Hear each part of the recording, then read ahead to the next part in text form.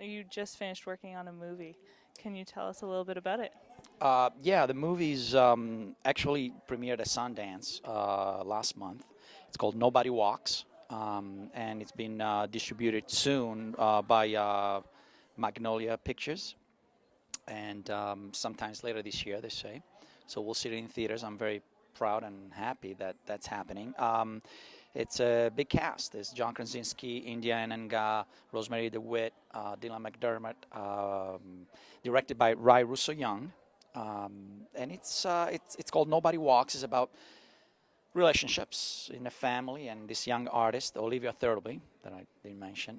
She comes from New York and she kind of disrupts the uh, the equilibrium, the balance in this Angelino family. And I saw it at Sundance, and I was really impressed. What made you want to be a part of it in the first place?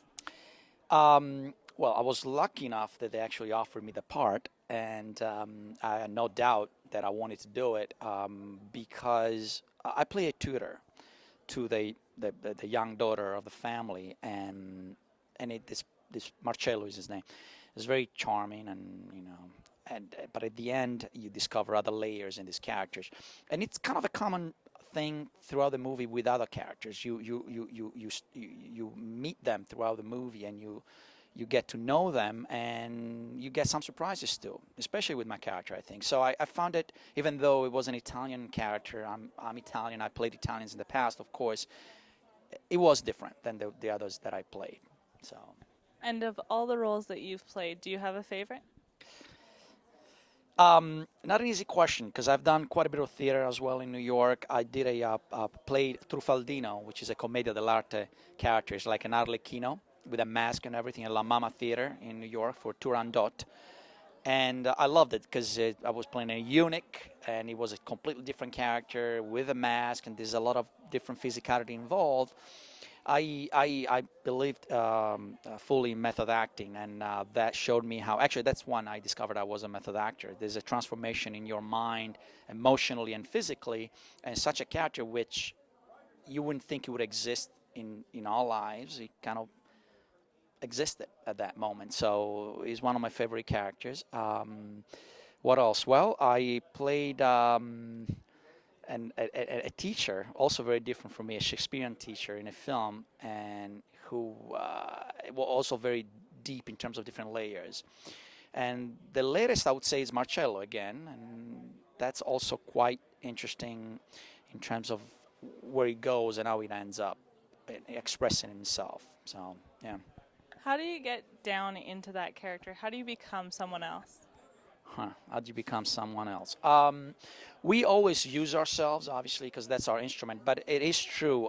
There is a transformation when you find that emotional truth in the character, meaning you find the character and then you express that emotional truth through that character. It's quite a magical event. How do I get there? Well, we all have our ways. We all have our method. A lot of method actors you can ask, so what, are you a method actor? And they're like, well, I have my method. We all have our methods because we're all different. We all have a different instrument we use. It's within yourself. We kind of have like a universe within ourselves. So no matter what you're playing, you should be able to find something that could relate to that, even very distant character. And the magic is to amplify that and find the full character, and you become that character. There are different transitions, and there's a point where you're confused and you think you're doing really bad, and you probably are. And then something happens. If you trust it, it will happen. Daniel Day-Lewis, one of the actors that I most admire, said, I can be sitting on a bench and I see someone else sitting across the park from me, and it comes easy to me to see through that face, to see through those eyes, and it's really fascinating. So what he's saying is like, I can really go inside that person and live that life for a second, and that's the start. That's the sparkle, and then from there you develop all kinds of magical things. It's a bit torture as well, but that's the only way for an artist, I think. You have joy, but you have a lot of pain too. Now, when it comes to theater, how do you, in theater, you have to amplify your performance even more, I'd say. How do you differ the two? Do you prefer to act on stage or in a movie? Well, thank you for that question because not many people ask that anymore. And to me, acting is the same on stage or TV or film because the emotional truth must be real, must be true. But you're right. You have a technicality in a big Broadway theater. You have, 2,000 people. How do you reach that last person in the last row? By whispering. You got to find a motivation. And I admit there's a technical problem there. And again, I agree with Dana Day-Lewis, who says, I really love doing small theater in terms of space with like 70 people in the room because you can just, that emotional truth can be fully true. And you don't have to really find a way to get across that big hall. But that doesn't mean that we can't do Broadway theater, a play. And I think you find a way, even whispering. Like I talk the way I talk right now. Some people talk a little louder, naturally. Some a little softer.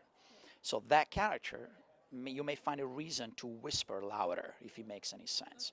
And yeah, I mean, we can discuss this for hours probably, and you could probably also help me find a better solution every time I'm on stage. But it's been a difficulty for me, and I overcome it with finding a motivation to be heard. Now, you mentioned that you can look at someone and capture who they are. I like to tell a person by their socks. I like to find out who they are by looking at their socks. So, can you tell me what socks you're wearing today? Black socks, and just to match my jacket and my shoes.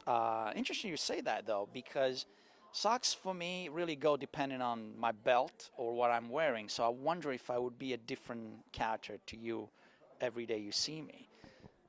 I would say if you're matching it to your belt and what you're wearing, you like organization, but not enough to match it so that it's too crazy, and you like to have a little bit of a difference, which is nice.